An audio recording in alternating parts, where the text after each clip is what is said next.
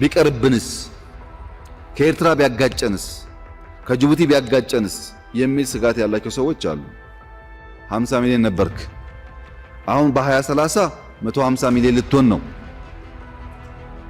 አሁን በ2030 150 ሚሊዮን ህዝብ ጂኦግራፊካል ፕሪዝን ሆኖ መኖር አይችልም። ይሄ ቀይ ባህር ነው፣ ይሄ ደግሞ አባይ ነው። ኢትዮጵያ ማለት እዚህ ውስጥ ነው ያለችው።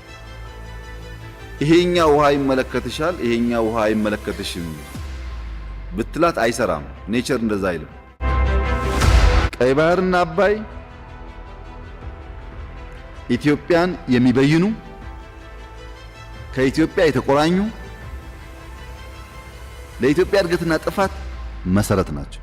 በታሪክ፣ በጂኦግራፊ፣ በኢኮኖሚ፣ በዘር ደግሞ በኋላ አፋር ሶማሌ እናያለን። በዚህ ውስጥ ኢትዮጵያ ሌጂቲሜት ጥያቄ አላት የሚል ስምምነት ነበር። ይሄን ስምምነት መፈተሽ ያስፈልጋል።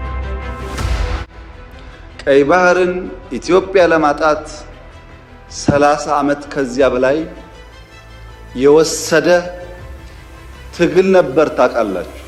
በ30 ዓመት ትግል ውስጥ በብዙዎች ርብርብ ነው ኢትዮጵያ ያጣችው።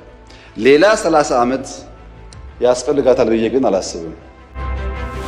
በአጭር ጊዜና በረጅም ጊዜ ከፍለን ካልሰራን በቀር የባህር በር አልቦነት፣ የወደብ አልቦነት፣ የሎጂስቲክስ ውስንነት የኢትዮጵያ ብልጽግና ላይ ከፍተኛ ማነቆ ሆኖ የሚቀጥል ችግር ነው። በእኛም ዘመን ከኛም በኋላ ባለው ዘመን በዚህ ጉዳይ ላይ ግራ ቀኝ የሚሉ ዜጎች ስሰማ ይገርመኛል።